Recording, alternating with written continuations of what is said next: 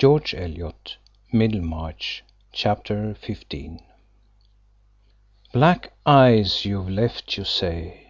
Blue eyes fail to draw you. Yet you seem more rapt today than of old we saw you. Oh, I track the fairest fair through new haunts of pleasure. Footprints here and echoes there guide me to my treasure. Lo, she turns immortal youth, wrought to mortal stature, fresh as starlight's aged truth, many named Nature. A great historian, as he insisted on calling himself, who had the happiness to be dead 120 years ago, and so to take his place among the colossi whose huge legs our living pettiness is observed to walk under, glories in his copious remarks and digressions as the least imitable part of his work, and especially in those initial chapters to the successive books of his history, where he seems to bring his armchair to the proscenium and chat with us in all the lusty ease of his fine English. But Fielding lived when the days were longer, for time, like money, is measured by our needs.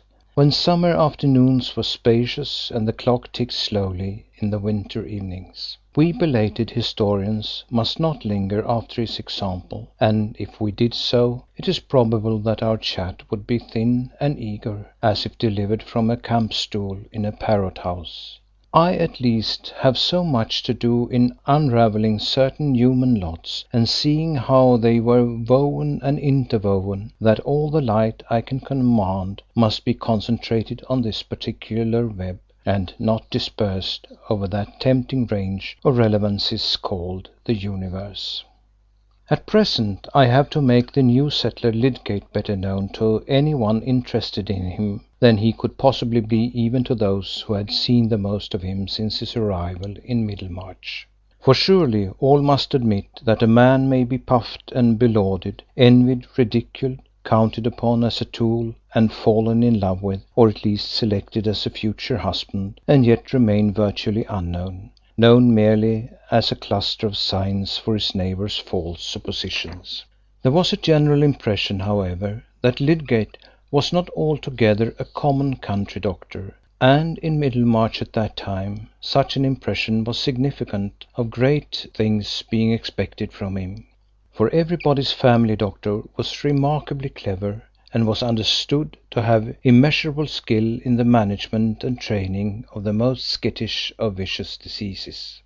The evidence of his cleverness was of the higher intuitive order, lying in his lady patients' immovable conviction, and was unassailable by any objection except that their intuitions were opposed by others equally strong. Each lady who saw medical truth in wrench and the strengthening treatment, regarding toller and the lowering system as medical perdition, for the heroic times of copious bleeding and blistering had not yet departed. Still less the times of thoroughgoing theory, when disease in general was called by some bad name and treated accordingly, without shilly-shally, as if, for example, it were to be called insurrection, which must not be fired on with blank cartridge, but have its blood drawn at once. The strengtheners and the lowering were all clever men in somebody's opinion, which is really as much as can be said for any living talents. Nobody's imagination had gone so far as to conjecture that Mr. Lydgate could know as much as Dr. Sprague or Dr. Minchin, the two physicians who alone could offer any hope when danger was extreme, and when the smallest hope was worth a guinea. Still, I repeat, there was a general impression that Lydgate was something rather more uncommon than any general practitioner in Middlemarch, and this was true. He was but 27, an age at which many men are not quite common, at which they are hopeful of achievement, resolute in avoidance, thinking that mammon shall never put a bit in their mouths and get astride their backs, but rather that mammon, if they have anything to do with him, shall draw their chariot. He had been left an orphan when he was fresh from public school. His father, a military man, had made but little provision for 3 children, and when the boy Tertius asked to have a medical education, it seemed easier to his guardians to grant his request by apprenticing him to a country practitioner than to make any objections on the score of family dignity.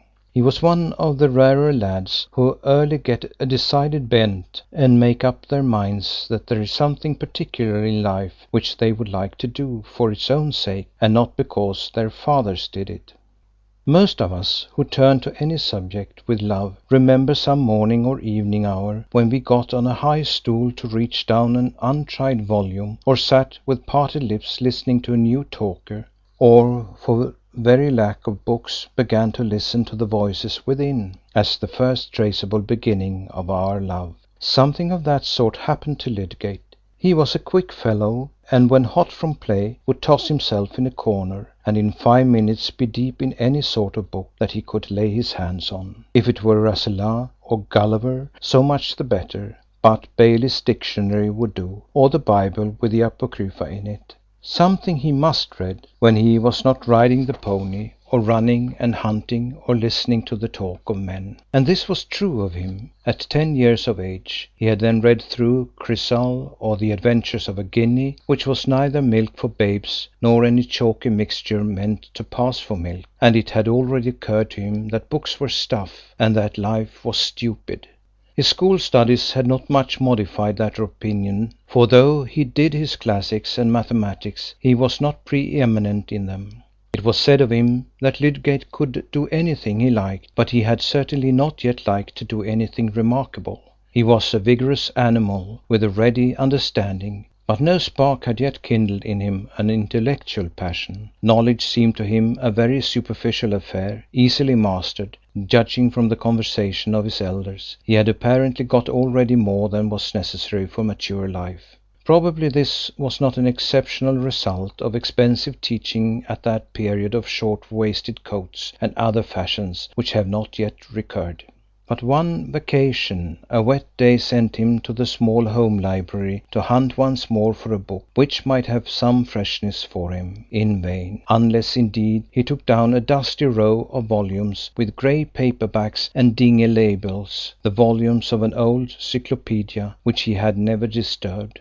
It would at least be a novelty to disturb them. They were on the highest shelf, and he stood on a chair to get them down. But he opened the volume which he first took from the shelf. Somehow one is apt to read in a makeshift attitude, just where it might seem inconvenient to do so. The page he opened on was under the head of Anatomy, and the first passage that drew his eyes was on the valves of the heart. He was not much acquainted with valves of any sort, but he knew that the valva were folding doors, and through this crevice came a sudden light, startling him with his first vivid notion of finely adjusted mechanism in the human frame.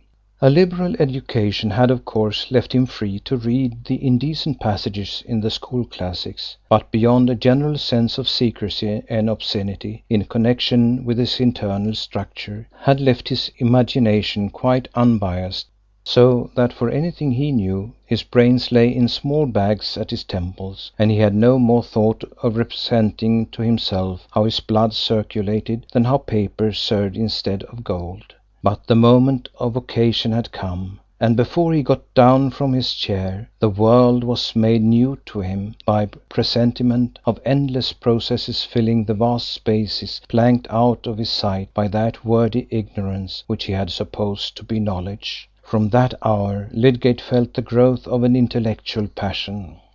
We are not afraid of telling over and over again how a man comes to fall in love with a woman and be wedded to her, or else be fatally parted from her.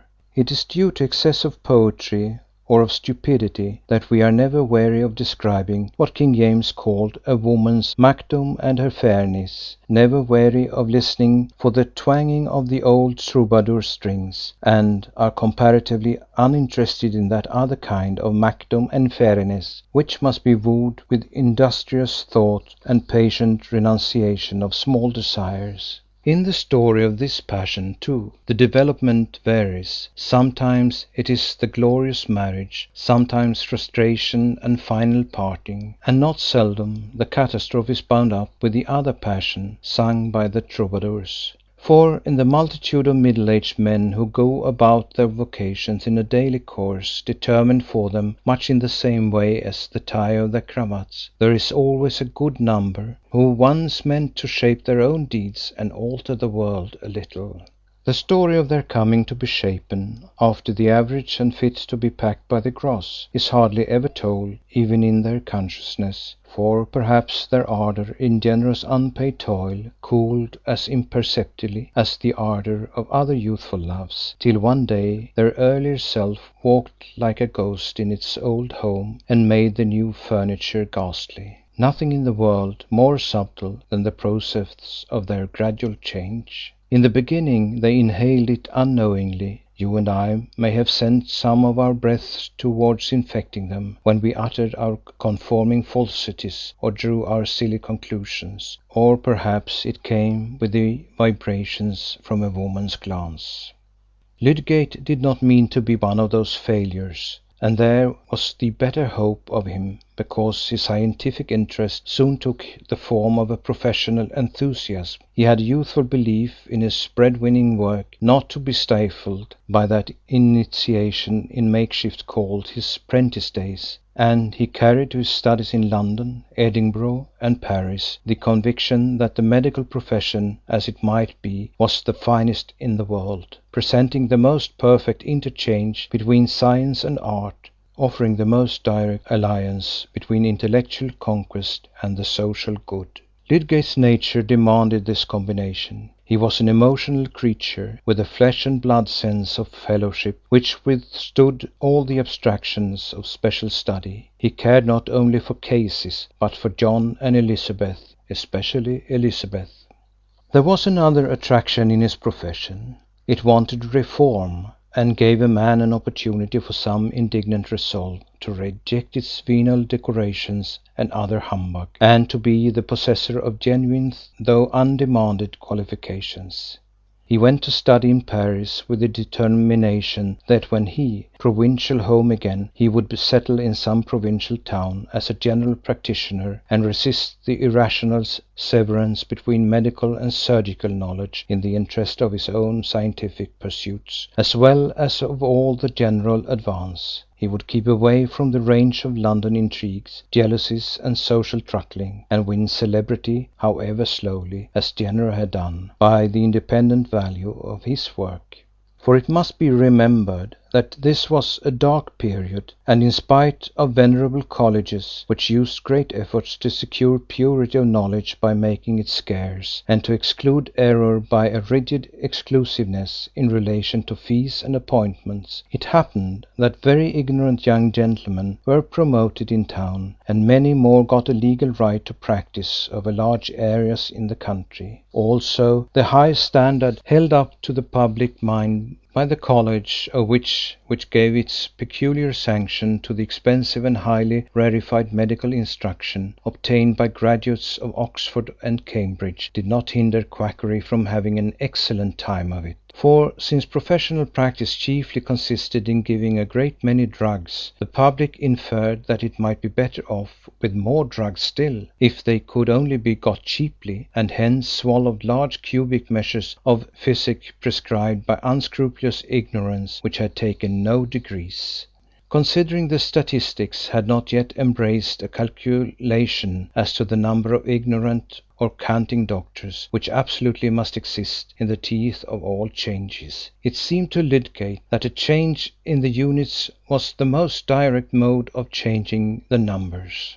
He meant to be unit who would make a certain amount of difference towards that spreading change, which would one day tell appreciably upon the averages, and in the meantime have the pleasure of making an advantageous difference to the viscera of his own patients. But he did not simply aim at a more genuine kind of practice than was common. He was ambitious of a wider effect. He was fired with the possibility that he might work out the proof of an anatomical conception and make a link in the chain of discovery. Does it seem incongruous to you that a Middlemarch surgeon should dream of himself as a discoverer? Most of us indeed know little of the great originators until they have been lifted up among the constellations and already rule our fates. That Herschel, for example, who broke the barriers of the heavens, did he not once play a provincial church organ, and give musical lessons to stumbling pianists? Each of those shining ones had to walk on the earth among neighbours who perhaps thought much more of his gait and his garments than of anything which was to give him a title of everlasting fame. Each of them had his little local personal history sprinkled with small temptations and sordid cares, which made the retarding friction of his course towards final companionship with the immortals. Lydgate was not blind to the dangers of such friction, but he had plenty of confidence in his resolution to avoid it as far as possible. Being 27, he felt himself experienced, and he was not going to have his vanities provoked by contact with the showy worldly successes of the capital, but to live among people who could hold no rivalry with that pursuit of a great idea, which was to be a twin object with the assiduous practice of his profession. There was fascination in the hope that the two purposes would illuminate each other, the careful observation and inference, which was his daily work, the use of the lens to further his judgment in special cases, would further his thought as an instrument of larger inquiry. Was not this the typical preeminence of his profession? He would be a good Middlemarch doctor, and by that very means keep himself in the track of far-reaching investigation. On one point he may fairly claim approval at this particular stage of his career. He did not mean to imitate those philanthropic models who made a profit out of poisonous pickles to support themselves, while they are exposing adulteration, or hold shares in a gambling hell that they may have leisure to represent the cause of public morality. He intended to begin in his own case some particular reforms which were quite certainly within his reach, and much less of a problem than the demonstrating of an anatomical conception. One of these reforms was to act stoutly on the strength of a recent legal decision and simply prescribe without dispensing drugs or taking percentage from druggists. This was an innovation for one who had chosen to adopt the style of general practitioner in a country town, and would be felt as offensive criticism by his professional brethren. But Lydgate meant to innovate in this treatment also, and he was wise enough to see that the best security for his practising honestly according to his belief was to get rid of systematic temptations to the contrary. Perhaps that was a more cheerful time for observers and theorizers than the present. We are apt to think it the finest era of the world when America was beginning to be discovered, when a bold sailor, even if he were wrecked, might alight on a new kingdom, and about 1829 the dark territories of pathology were a fine America for a spirited young adventurer. Lydgate was ambitious above all to contribute towards enlarging the scientific rational basis of his profession. The more he became interested in special questions of disease, such as the nature of fever or fevers, the more keenly he felt the need for that fundamental knowledge of structure which just at the beginning of the century had been illuminated by the brief and glorious career of Beechat, who died when he was only 31, but like another Alexander left a realm large enough for many heirs. That great Frenchman first carried out the conception that living bodies, fundamentally considered, are no associations of organs, which can be understood by studying them first apart and then, as it were, federally, but must be regarded as consisting of certain primary webs or tissues, out of which the various organs, brain, heart, lungs, and so on, are compacted, as the various accommodations of a house are built up in various proportions of wood, iron, stone, brick, zinc, and the rest, each material having its peculiar composition and proportions. No man, one sees, can understand and estimate the entire structure or its parts, what are its frailties and what its repairs, without knowing the nature of the materials. And the conception brought out by Beechat, with his detailed study of the different tissues, acted necessarily on medical questions, as the turning of gaslight would act on a dim oil-lit street, showing new connections, and hitherto hidden facts of structure, which must be taken into account in considering the symptoms of maladies and the action of medicaments. But results which depended on human conscience and intelligence work slowly, and now at the end of 1829 most medical practice was still strutting or shambling along the old paths, and there was still scientific work to be done which might have seemed to be a direct sequence of Beechat. This great seer did not go beyond the consideration of the tissues as ultimate facts in the living organism, marking the limit of anatomical analysis, but it was open to another mind to say, have not these structures some common basis from which they have all started, as your sarcenet, gauze, net, satin, and velvet from the raw cocoon?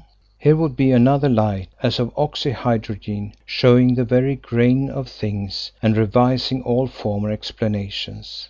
Of this sequence to Beechat's work, already vibrating along many currents of the European mind, Lydgate was enamoured. He longed to demonstrate the more intimate relations of living structure, and help to define men's thought more accurately after the true order.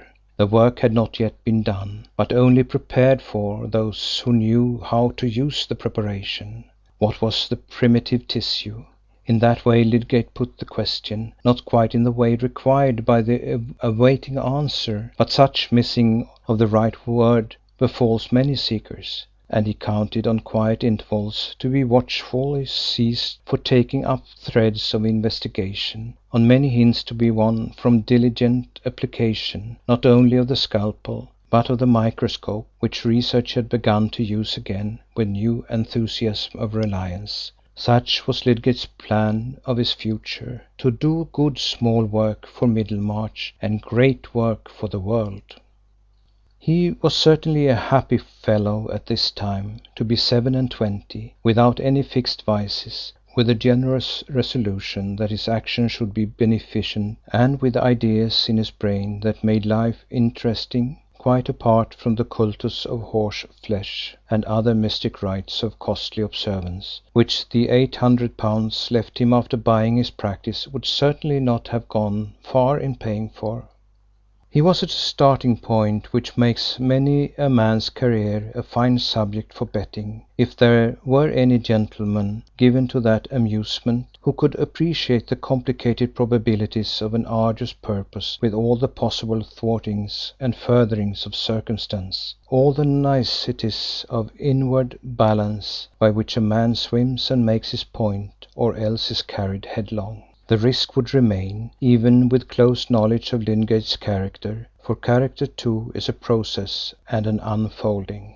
The man was still in the making, as much as the Middlemarch doctor and immortal discoverer, and there were both virtues and faults capable of shrinking or expanding. The faults will not, I hope, be a reason for the withdrawal of your interest in him. Among our valued friends is there not some one or other who is a little too self-confident and disdainful, whose distinguished mind is a little spotted with commonness, who is a little pinched here and protuberant there with native prejudices, or whose better energies are liable to lapse down the wrong channel under the influence of transient solicitations? All these things might be alleged against Lydgate, but then they are the periphrases of a polite preacher who talks of Adam and would not like to mention anything painful to the pew renters. The particular faults from which these delicate generalities are distilled have distinguishable physiognomies, diction, accent, and grimaces, filling up parts in very various dramas. Our vanities differ, as our noses do. All conceit is not the same conceit, but varies in correspondence with the minutiae of mental make in which one of us differs from another. Lydgate's conceit was of the arrogant sort, never simpering, never impertinent, but massive in its claims and benevolently contemptuous. He would do a great deal for noodles, being sorry for them, and feeling quite sure that they could have no power over him. He had thought of joining the Saint Simonians when he was in Paris, in order to turn them against some of their own doctrines. All his faults were marked by kindred traits, and were those of a man who had a fine baritone, whose clothes hung well upon him, and who even in his ordinary gestures had an air of inbred distinction. Where then lay the spots of commonness, says a young lady enamoured of that careless grace? How could there be any commonness in a man so well bred, so ambitious of social distinction, so generous and unusual in his views of social duty? As easily as there may be stupidity in a man of genius if you take him unawares on the wrong subject, or as many a man who has the best will to advance the social millennium might be ill inspired in imagining its lighter pleasures, unable to go beyond Offenbach's music, or the brilliant punning in the last burlesque. Lydgate's spots of commonness lay in the complexion of his prejudices, which, in spite of noble intention and sympathy, were half of them such as are found in ordinary men of the world. That distinction of mind, which belonged to his intellectual ardour, did not penetrate his feelings and judgment about furniture or women, or the desirability of its being known, without his telling, that he was better born than other country surgeons. He did not mean to think of furniture at present, but whenever he did so it was to be feared that neither biology or schemes of reform would lift him above the vulgarity of feeling that there would be an incompatibility in his furniture not being of the best. As to women, he had once already been drawn headlong by impetuous folly, which he meant to be final, since marriage at some distant period would of course not be impetuous. For those who want to be acquainted with Lydgate, it will be good to know what was that case of impetuous folly, for it may stand as an example of the fitful swerving of passion to which he was prone, together with the chivalrous kindness which helped to make him morally lovable. The story can be told without many words. It happened when he was studying in Paris, and just at the time when, over and above his other work, he was occupied with some galvanic experiments. One evening, tired with his experimenting, and not being able to elect the facts he needed, he left his frogs and rabbits to some repose under their trying and mysterious dispensation of unexplained shocks, and went to finish his evening at the theatre of the Porte Saint Martin, where there was a melodrama, which he had already seen several times, attracted not by the ingenious work of the collaborating authors, but by an actress, whose part it was to stab her lover, mistaking him for the evil designing duke of the piece.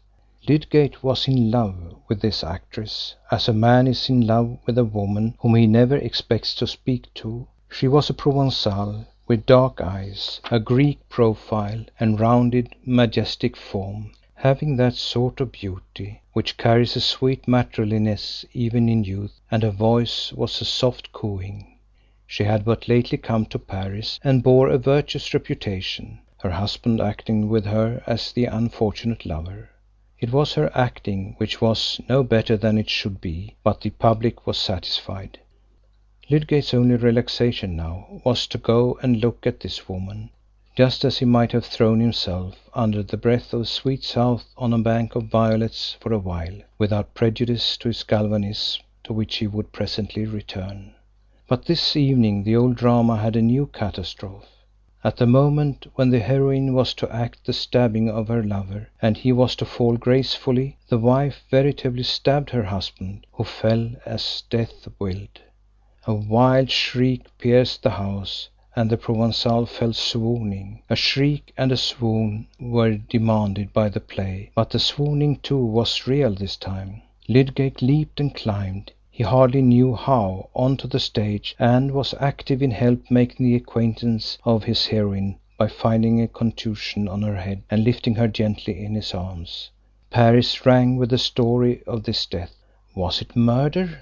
Some of the actress's warmest admirers were inclined to believe in her guilt, and liked her the better for it. Such was the taste of those times. But Lydgate was not one of these. He vehemently contended for her innocence, and the remote impersonal passion for her beauty, which he had felt before, had passed now into personal devotion and tender thoughts of her lot. The notion of murder was absurd. No motive was discoverable, the young couple being understood to dote on each other, and it was not unprecedented that an accidental slip of the foot should have brought these grave consequences. The legal investigation ended in Madame Laure's release. Lydgate by this time had had many interviews with her, and found her more and more adorable. She talked little, but that was an additional charm. She was melancholy and seemed grateful. Her presence was enough, like that of the evening light. Lydgate was madly anxious about her affection and jealous lest any other man than himself should win it and ask her to marry him. But instead of reopening her engagement at the Porte Saint Martin, where she would have been all the more popular for the fatal episode, she left Paris without warning, forsaking her little court of admirers. Perhaps no one carried inquiry far except Lydgate, who felt that all science had come to stand still while he imagined the unhappy Laure, stricken by ever-wandering sorrow, herself wandering, and finding no faithful comforter. Hidden actresses, however, are not so difficult to find as some other hidden facts, and it was not long before Lydgate gathered indications that Laure had taken the route to Lyons. He found her at last, acting with great success at Avignon under the same name, looking more majestic than ever as forsaken wife carrying her child in her arms. He spoke to her after the play, was received with the usual quietude, which seemed to him beautiful as clear depths of water, and obtained leave to visit her the next day, when he was bent on telling her that he adored her, and on asking her to marry him. He knew that this was like the sudden impulse of a madman, incongruous even with his habitual foibles. No matter, it was the one thing which he was resolved to do. He had two selves within him apparently, and they must learn to accommodate each other and to bear reciprocal impediments. Strange that some of us, with quick alternate vision, see beyond our infatuations, and even while we rave on the heights, behold the wide plain where our persistent self pauses and awaits us. To have approached Laure with any suit that was not reverentially tender would have been simply a contradiction of his whole feeling towards her. "You have come all the way from Paris to find me?" she said to him the next day, sitting before him with folded arms, and looking at him with eyes that seemed to wander as an untamed ruminating animal wanders. "Are all Englishmen like that? I came because I could not live without trying to see you. You are lonely. I love you. I want you to consent to be my wife. I will wait, but I want you to promise that you will marry me, no one else."